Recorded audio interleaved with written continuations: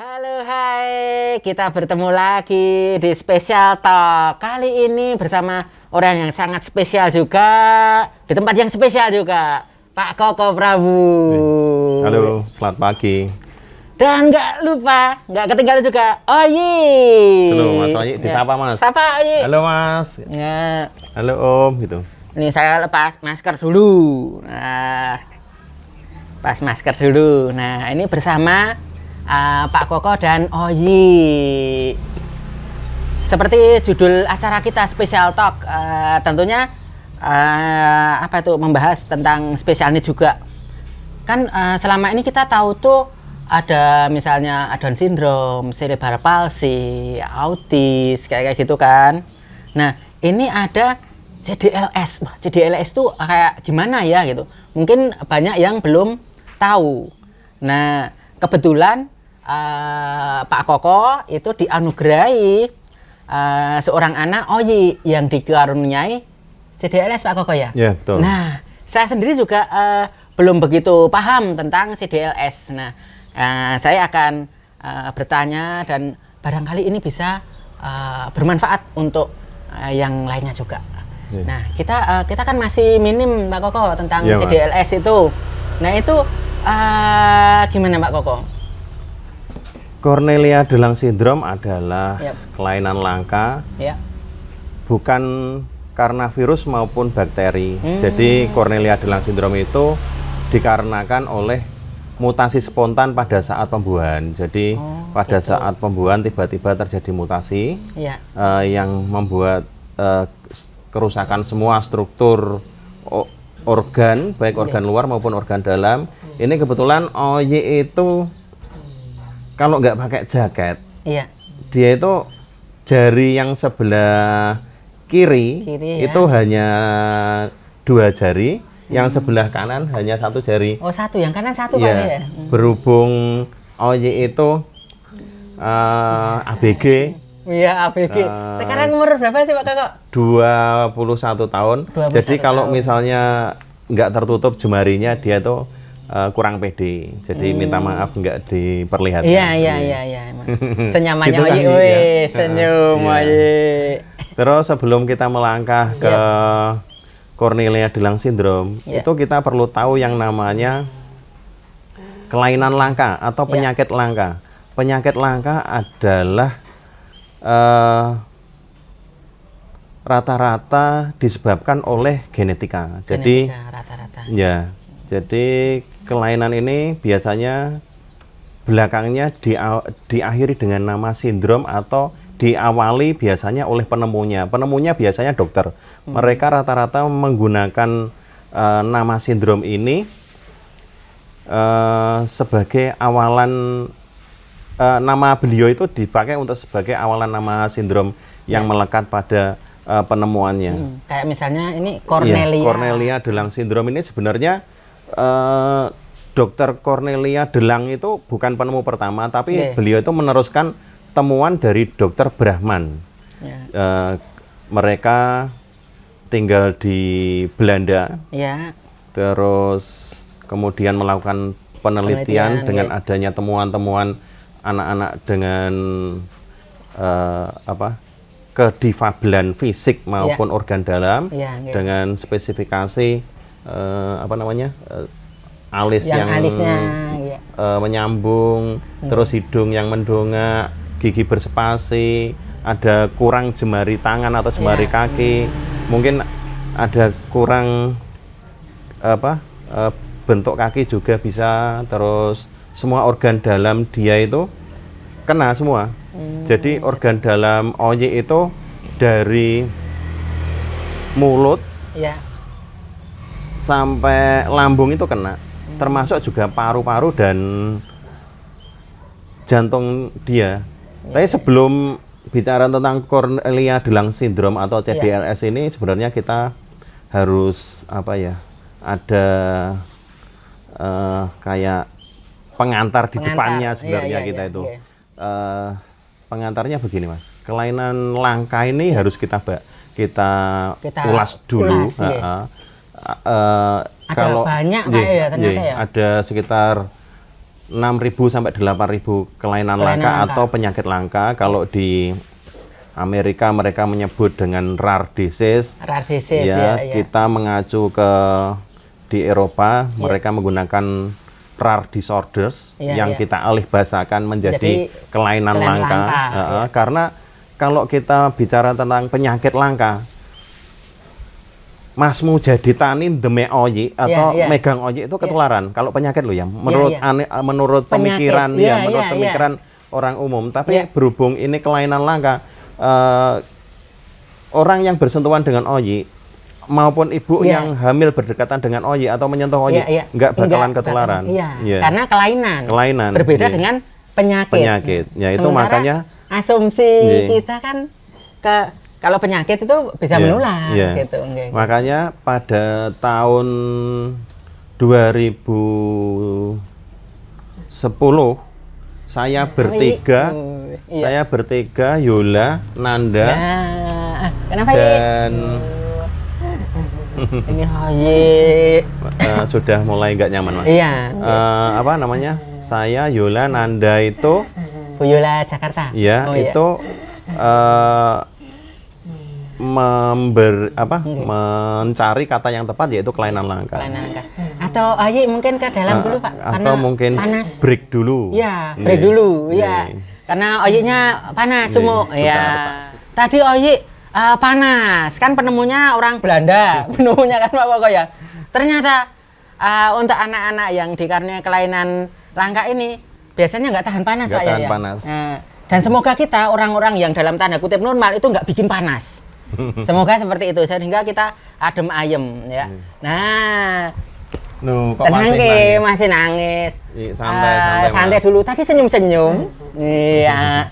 Kumismu udah tumbuh sih. Oh, iya kan udah ABG 21 ya.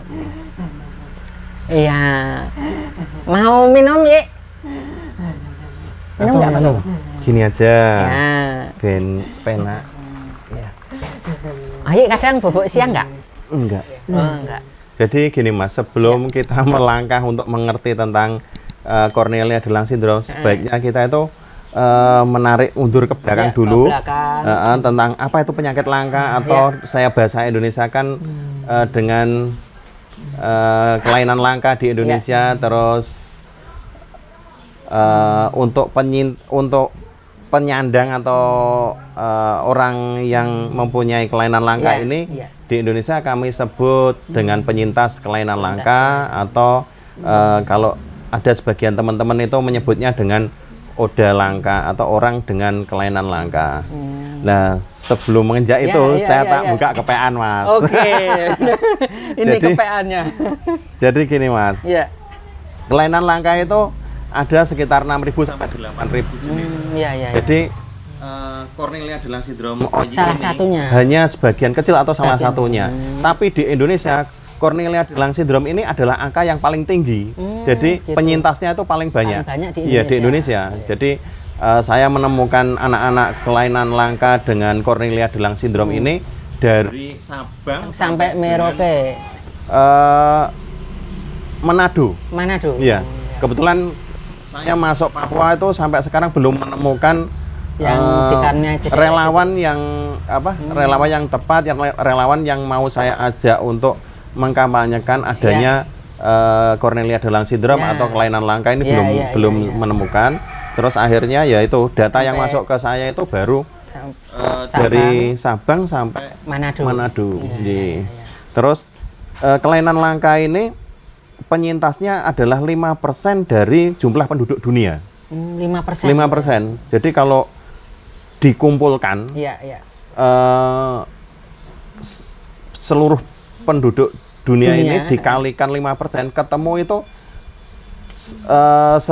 sekitar kalau dikumpulkan jadi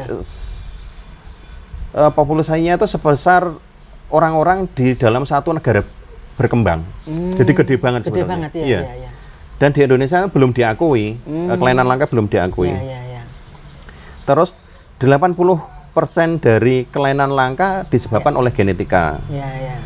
Rata-rata untuk menentukan OY ini Iya, iya. Cornelia de Lange syndrome atau Apa tidak bukan, itu, ya, oke. atau kelainan langka yang lain itu Iya. dibutuhkan waktu sekitar 8 tahun pendiagnosanya. Jadi Diagnosanya itu selama selama 8 tahun, terus sekurang-kurangnya oleh 10 dokter ahli. 10 dokter ahli. Iya. Terus di dunia ini Nggih. obat-obatan yang dibutuhkan anak-anak kelainan langka ini Ya. baru ada 5% Baru dari 5% aja. iya dari jumlah obat-obatan yang beredar. Nggih. Terus 50% penyandang kelainan langka adalah anak-anak. 30% penyandang kelainan langka tidak dapat hidup sampai usia 5 tahun. Gitu. Terus kelainan langka ini menyumbang angka 35% Ya. kematian pertama pada saat kelahiran.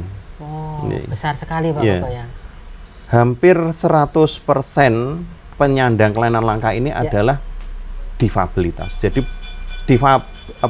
kelainan langka atau penyakit langka ini menyumbang angka difabel yang sangat tinggi di Indonesia. Iya, Jadi iya, kalau ada teman-teman difabel iya. yang sudah dewasa, mungkin mereka salah satunya dari komunitas itu atau berapa Iya, persennya pasti ada kelainan langka. Hmm. Kita belum banyak belum banyak mengerti kelainan langka ini sebenarnya. Iya, iya, iya. Seperti contoh saya gambarkan di komunitas yang terdekat dengan kita, Ya.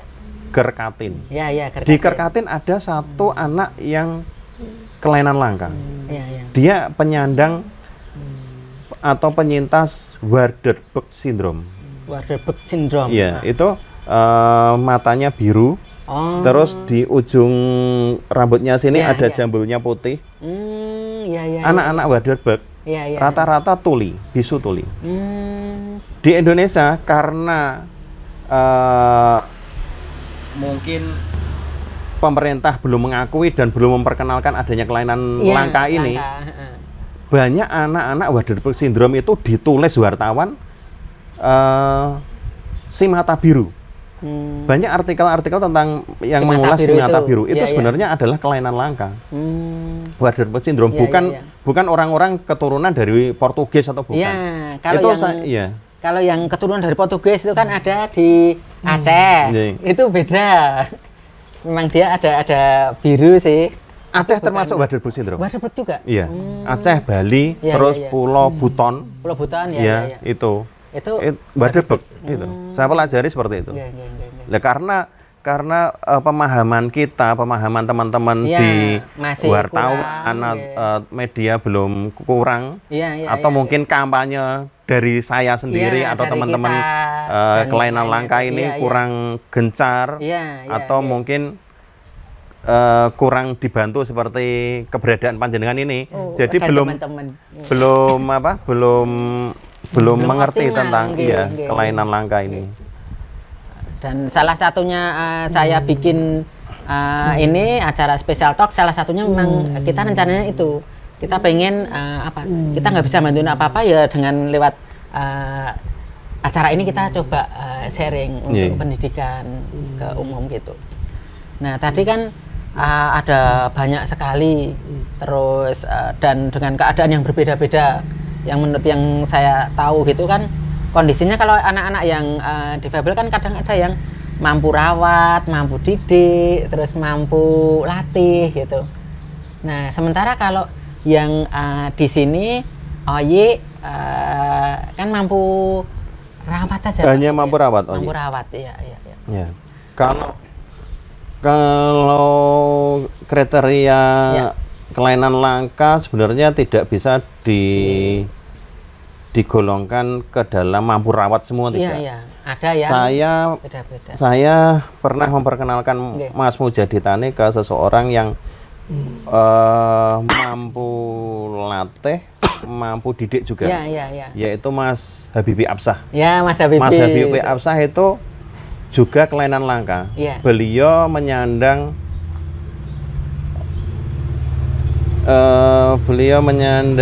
ini apa namanya? Kelainan langka dengan nama muskular distrofi. Iya. Itu Halo Mas Habibi, saya bersama Pak Koko dan Oyi ini. Ngerasani Mas Habibi nih Mas. Iya. Semoga panjenengan sukses Mas. Amin. Ya. Terus ada yang mampu latih juga seperti Ya. anak Gerkatin itu mampu latih, Ya, pintar latih. motret Ya, juga ya, itu ya. kan walaupun Banyak dia tuh. Waardenburg syndrome tapi dia pintar Iya, motret. pintar motret. Terus ada banyak sekali yang mampu latih dengan kelainan langka dengan mampu latih Ya, ada yang ya. pintar piano, organ Ya, itu juga ya, ada. oke. Pantomim itu Ya. banyak juga yang ke situ. Nah, sementara di sini kan Pak Koko Prabu dianugerahi Oyi yang mampu rawat, Iya, Mas. yang bisa dirawat. Itu kalau saya pribadi sih udah nggak bisa berkata-kata lagi gitu. Bagaimana apa itu istilahnya dianggap ujian, anugerah, tapi memang semuanya itu bertahap sih. Awal-awalnya kan mungkin perjuangannya sangat luar biasa. Itu saya sudah nggak menyangsikan lagi. Apalagi sekarang Oyi kan sudah umur 21 ya. Nah, beliaunya itu tentang catatan Oyi itu ada di sini. Nah, ini anakku CDLS. Ini terbitan Alex Media Komputindo, Koko Prabu gitu kan. Nah, jadi saya misalnya akan ditanyakan apa gitu. Kalau disauri, wah conggon-ngono kuwi wis ana kabeh Mas semua, ra sida tokso ya toh. Maca kene iki gitu kan. Nah, tapi ini terbitan tahun berapa ini Pak Koko? Ini terbitan sekitar tahun 2015 ya. Ini yang mendorong buku ini juga mamanya Habibie Absa karena menurut beliau itu Oyi itu harus punya monumen hidup. Iya, monumen hidup Oyi yang bisa saya persembahkan saat ini baru anak buku ini. Buku, iya. Terus insya Allah nanti Iya. semoga doanya teman-teman keluarga kelainan langka di seluruh Indonesia bahkan seluruh dunia, saya minta doanya bisa membuat suatu foundation yang berbentuk fisik, yaitu sebuah panti ya, karena anak-anak kelainan langka ini rata-rata memang hanya mampu rawat tadi. Iya, mampu rawat jadi itu. Di masa tua mereka ini harus ada yang menampung. Iya. Semoga cita-cita saya dan Mujiyati Tani ini Amin. nanti bisa merealisasikan sebuah panti untuk anak-anak kelainan langka. Amin. Karena mereka pun berhak hidup bahagia. Karena yang terlahir itu tuh. Ya, karena yang terlahir itu berhak untuk hidup. Untuk hidup. Iya. Dan bahagianya Oyi ketika saya melihat Oyi itu tersenyum, merespon, itu sangat luar biasa sekali. Ketika tadi sebelum kepanasan tadi kan sempat guyu-guyu gitu, waduh, Oyi gitu. Kepanasan ternyata terus nangis itu berbes mili ya. Terus jadi harapan saya kepada teman-teman Cornelia de Lange syndrome maupun kelangkaan yang lain atau teman-teman yang tergabung di Indonesia Rare Disorders. Saya nggak banyak Mas, karena mereka sudah tahu sendiri ya. Yang penting semangat, semangat ya. Karena begini, karena mereka itu sudah seperti saya, mereka sudah benar-benar teruji dengan banyak sekali ujian, baik itu kesabaran maupun finansial maupun pasti itu finansial. Mental. Mereka sudah pernah hancur semua seperti saya. Jadi yang perlu kita pelihara semangat. Bahwasanya kita sudah dikaruniai anak dengan kelainan langka ini, anggaplah sebagai ujian atau bagaimana ya. Mereka tuh hadir karena Tuhan memerlukan gitu. Iya. Saya yakin itu. Terus seperti halnya dengan Cornelia de Lange syndrome. Karena Cornelia de Lange syndrome, kenapa sampai Tuhan itu memberikan banyak sekali Cornelia de Lange syndrome di Indonesia? Karena Tuhan itu menganggap saya gagal dalam memperjuangkan anak-anak ini. Mereka selalu hadir di setiap tahunnya, selalu lahir. Itu orang-orang tua seperti saya itu dituntut, ayo kamu tuh berjuang lebih keras, lebih semangat dalam memperjuangkan anakmu. Itu sebenarnya itu pesan dari Tuhan. Ya. Dan yang saya harapkan sekali dari pemerintahan Jokowi ini Dan pemerintahan berikutnya. Iya. Karena sebelumnya saya juga sudah ini sebelum Pak Jokowi pun saya sudah berkampanye juga tentang kelainan langka, tentang itu. Kan tapi sampai sekarang juga sebelum Jokowi, Pak ya. Iya. Itu mereka juga tidak mau mendengar keberadaan kelainan langka ini. Saya harap dengan kepemimpinan Pak Jokowi ini, kelainan langka ini buatlah sebagai pintu gerbang emas. Baik untuk penelitian, baik untuk pencegahan, baik itu untuk mencari solusi agar anak-anak kami dengan kelainan langka ini bisa hidup dengan baik, atau paling tidak kehidupannya itu menjadi semakin baik, walaupun dalam kondisi seperti ini. Dengan kondisi yang seperti apapun, gitu, semoga baik dan layak. Semangat saya tetap ada, Mas, untuk membuat sebuah panti untuk anak-anak kelainan langka ini, karena kelainan langka yang ada di dunia seperti Cornelia de Lange syndrome ini di luar sana, kalau nggak salah di Amerika apa Kanada itu ada yang usianya sampai hampir 70 tahun. Hampir 70 tahun, Pak Koko, ya. Bayangkan jika saya nanti dipanggil di usia sebelum itu, kemungkinan dan hidup itu masih. Kalau tidak ada yang merawat, terus teman-teman dari kelainan langka ini tidak berusaha untuk rukun atau untuk bergabung bersama-sama, siapa yang akan dititipi gitu. Intinya seperti itu saja.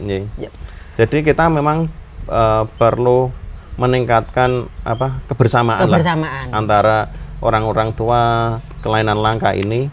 Terus harapan kami untuk pemerintah yaitu adanya pengakuan untuk di Indonesia itu sebenarnya ada kelainan langka ini.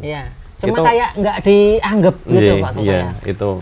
Terus yang kedua adalah adanya fasilitas untuk anak-anak kelainan langka ini, baik itu fasilitas untuk pendidikan, kesehatan,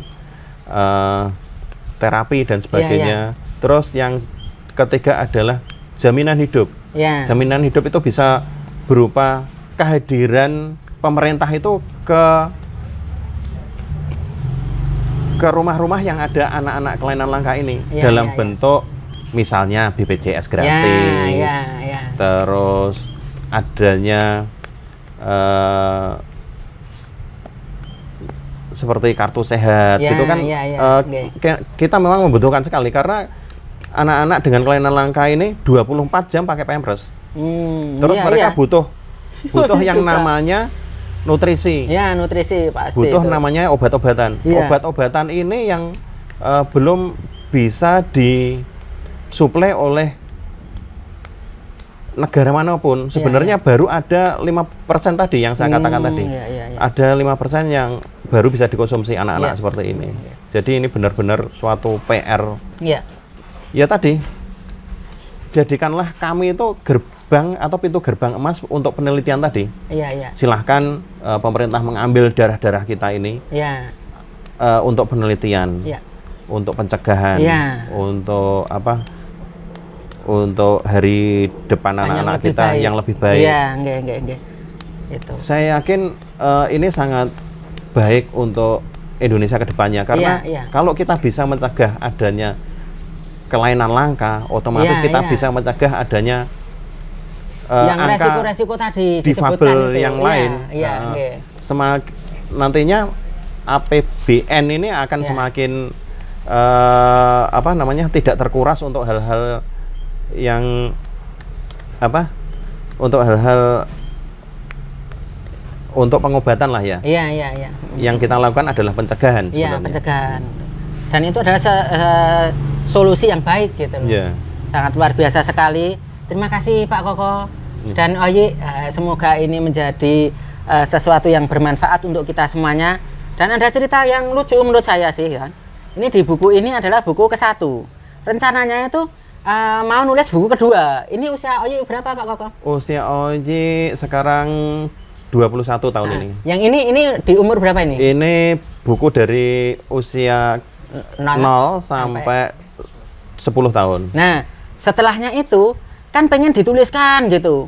Sudah ngumpul gitu toh. Itu laptopnya colong wong. Wah, jadi wong ini gimana gitu. Laptopnya colong wong sama bukan hanya laptop dan yang lain-lainnya dikuras itu. Jadilah buku ini belum ada tunggalnya itu. Mau nulis ulang gitu. Wah, wes. Ya semoga teman-teman kelainan langka yang lain ya. bisa menulis tentang kelainan langka yang lain atau sindrom yang lain. Ya. Meskipun menulis tentang anak sendiri, tapi ilmunya itu bisa untuk orang lain. Nah, itu dia.